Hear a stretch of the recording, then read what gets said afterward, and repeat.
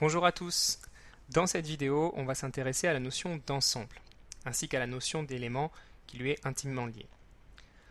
On va présenter notamment les relations d'appartenance et d'égalité entre deux ensembles, et on verra toutes les notations qui s'y rattachent. Les ensembles sont en quelque sorte les briques fondamentales des mathématiques. C'est la notion qui permet de construire toutes les autres. Et il faut savoir qu'il existe une branche entière des mathématiques, appelée la théorie des ensembles, qui est consacrée spécifiquement à l'étude de cette notion d'ensemble. Mais c'est une théorie très abstraite, pour ne pas dire austère, qui nécessite un bagage mathématique solide avant d'être étudiée plus en avant. Mon but aujourd'hui est de garder les choses simples à la portée de n'importe qui. Pour ça, je vais adopter un point de vue relativement naïf en abordant le concept d'ensemble de façon intuitive. Il n'y a du coup aucun prérequis pour suivre cette vidéo.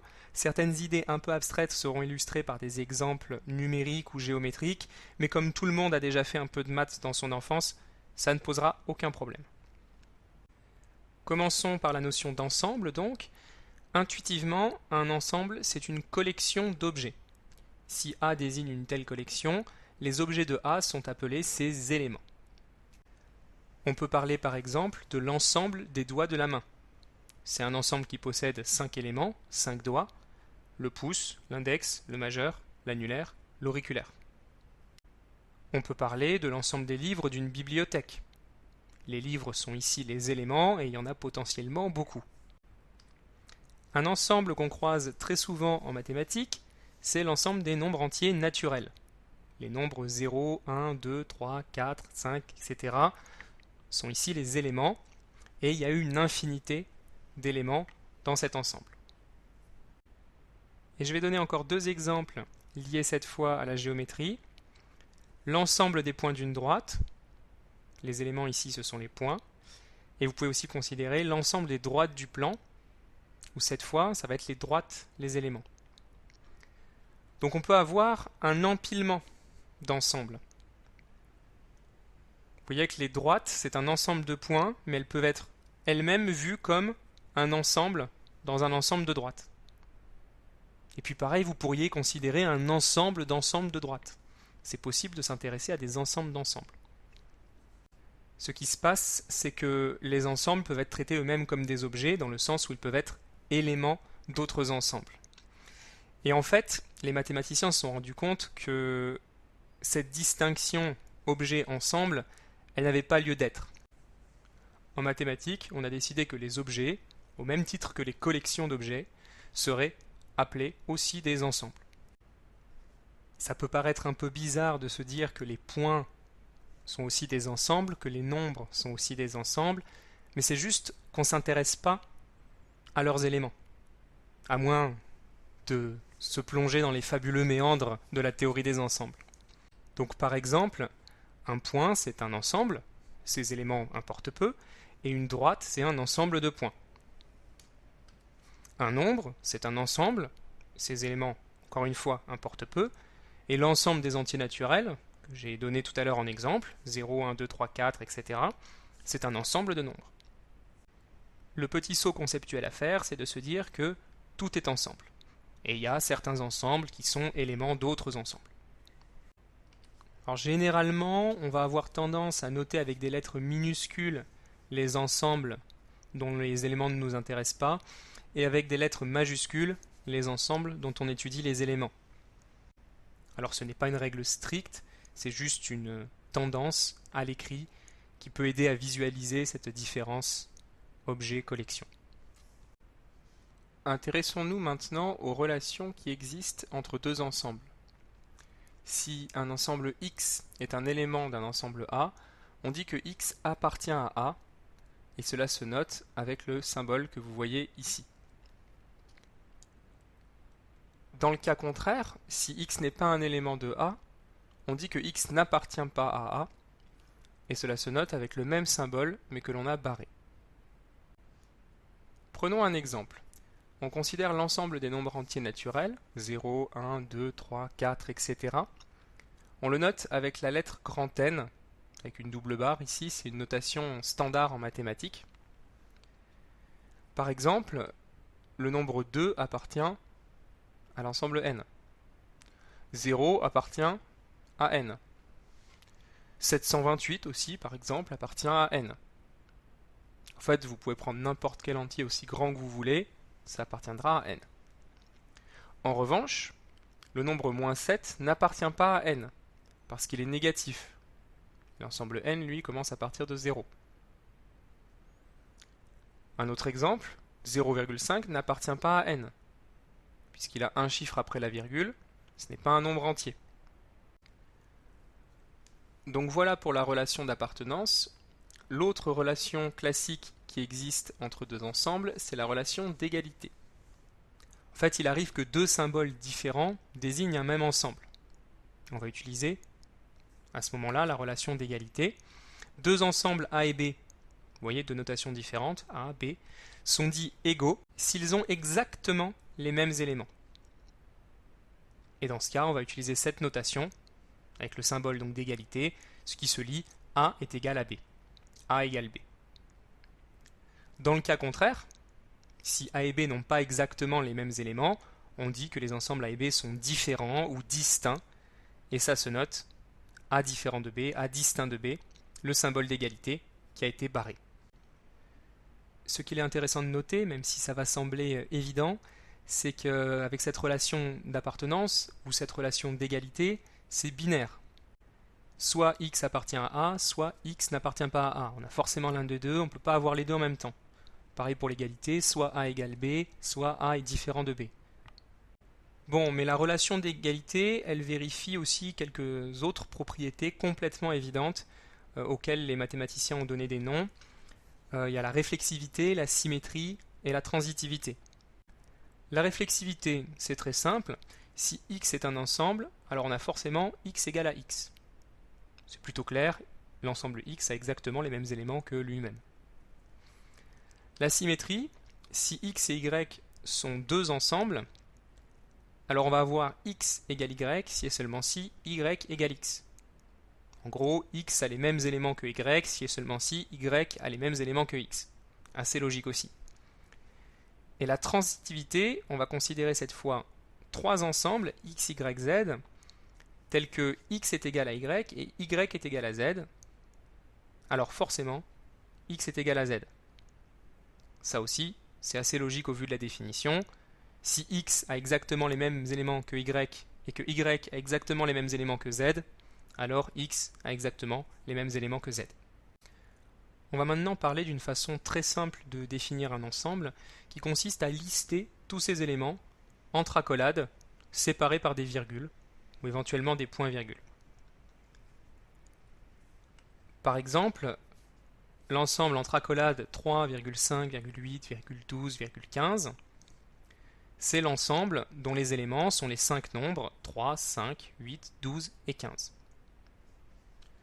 L'ensemble entre accolades rose, vert, bleu, c'est l'ensemble dont les éléments sont rose, vert et bleu. 3 éléments. Cet ensemble entre accolades 3,2, point virgule, 5,8, c'est un ensemble qui ne contient que 2 éléments, les nombres 3,2 et 5,8. Ce qui se passe, c'est que la virgule, elle a un autre emploi. Elle est utilisée pour noter les nombres décimaux, les nombres à virgule. Et donc pour ne pas la confondre avec la virgule qui va séparer les éléments dans votre liste, on est obligé dans ce cas-là de plutôt utiliser des points-virgules pour bien séparer les éléments, pour bien faire la distinction. Passons à l'exemple suivant, un petit peu particulier, l'ensemble entre accolades 7. C'est l'ensemble qui contient un seul élément, le nombre 7. Et je vais rajouter une petite définition, qui sont juste des mots de vocabulaire. Un ensemble ayant exactement un élément, comme ici sur le 4e exemple, on appelle ça un singleton. Et un ensemble ayant exactement 2 éléments, comme sur le 3e exemple, on appelle ça une paire. Bien. Afin de se familiariser un petit peu avec cette notation des listes, je vous propose un exercice qui est un vrai ou faux. Je vous ai donné 6 phrases et je vous laisse un petit moment pour réfléchir lesquelles sont vraies, lesquelles sont fausses. Vous pouvez faire pause sur la vidéo. Voilà, et maintenant je corrige. Le premier ensemble ici, il a 3 éléments, le nombre 1, le nombre 2, le nombre 3. l'ensemble qui est à droite, il a 3 éléments, le nombre 1, le nombre 2, le nombre 3. Donc oui, ces deux ensembles ont exactement les mêmes éléments, ils sont égaux. La phrase est vraie. Et la morale, c'est que dans une liste, on peut énumérer les éléments dans le sens qu'on veut, ça ne change rien. L'ordre n'est pas pris en compte. Même si vous listez les éléments dans un ordre différent, ça reste le même ensemble. Passons à la phrase numéro 2. L'ensemble 2, 1, 1, 2, 1 est-il égal à la paire 1, 2 ? La paire 1, 2, elle ne contient que deux éléments, le nombre 1 et le nombre 2.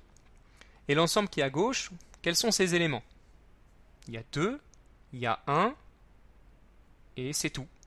Puisqu'après, on a juste répété l'élément 1 et l'élément 2 plusieurs fois. Mais en fait, dans la liste, on aurait pu être un peu plus synthétique et ne pas écrire les trois derniers. Donc les deux ensembles ont les mêmes éléments, ils sont égaux, et la phrase est vraie. La morale, c'est que dans une liste, ça ne sert à rien de répéter plusieurs fois le même élément. Passons à la troisième phrase. Là, le piège, c'est qu'il faut bien faire la distinction entre l'élément 1 et le singleton qui contient l'élément 1. Quand on regarde cet ensemble ici à gauche, on ne peut pas dire comme précédemment qu'il y a plusieurs fois l'élément 1 et donc que ça ne sert à rien de le répéter. Cet ensemble à gauche, il n'a que trois éléments, le singleton 1, la paire 1, 2 et le singleton 3. C'est très différent de l'ensemble qui est à droite, qui a trois éléments aussi, certes, mais ces éléments, c'est le nombre 1, le nombre 2 et le nombre 3. Donc ces ensembles n'ont pas les mêmes éléments, la phrase est fausse. Pour la quatrième maintenant. Regardons l'ensemble de gauche. Il est constitué de trois éléments. L'ensemble 1, 3, 3, l'ensemble 1, 1 et l'ensemble 1, 2, 1, 3. Bon. Ces trois ensembles, on peut les écrire plus simplement. La liste 1, 3, 3, en fait, c'est pareil que la paire 1, 3. La liste ici 1, 1, c'est pareil que le singleton 1. Et la liste 1, 2, 1, 3, c'est pareil que la liste 1, 2, 3. Donc si on compare avec l'ensemble de droite, on se rend compte que ici, la liste 1, 1, c'était pareil que le singleton 1. La liste 1, 3, 3, pareil que la paire 1, 3. Donc on y était presque, les deux premiers éléments étaient identiques, mais le troisième pose problème.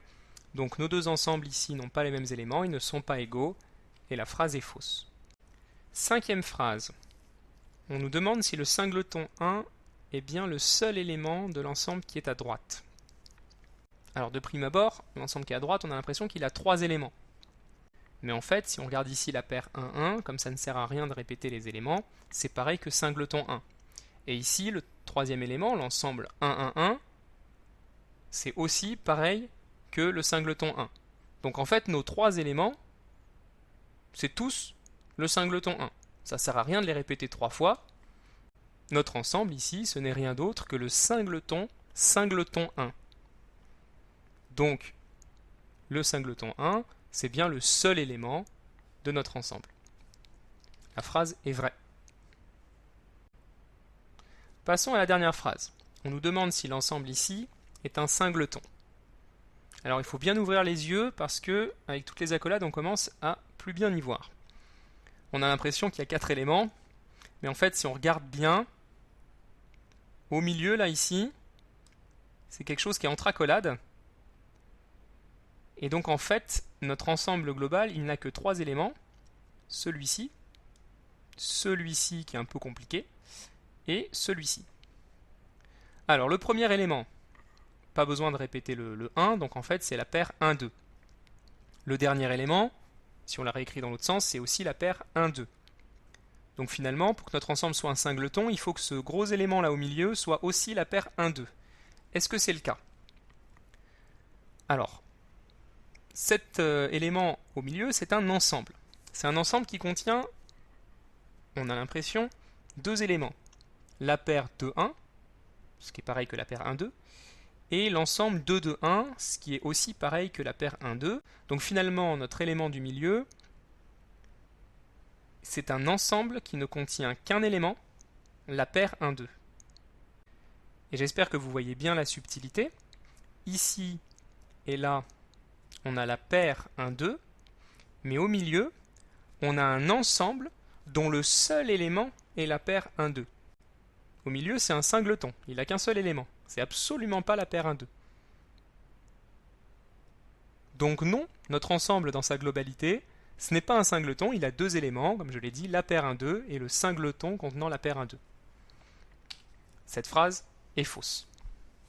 Bon, j'admets que ce dernier exemple était un petit peu alambiqué, mais c'est pour vous montrer que rien qu'avec cette notation de liste et cette possibilité d'empiler les ensembles les uns dans les autres, on peut arriver à construire des ensembles un petit peu farfelus. Et il faut faire du coup attention aux notations. Bon, malheureusement, cette notation avec les listes, elle a des limites, elle a des inconvénients. Par exemple, si je veux m'intéresser à l'ensemble A qui est listé ici, qui contient tous les entiers de 7, 8, 9, 10, etc. jusqu'à 68. Ça pourrait être très long à écrire, très long à lister. À la limite, je veux bien croire que vous ayez la patience de tous les écrire de 7 à 68, mais si ça avait été de 7 à 68 563 000, je pense que là on perd rapidement patience. Alors la notation avec les trois petits points ici, elle est acceptable. On comprend assez bien ce que ça veut dire. Les entiers de 7 jusqu'à 68.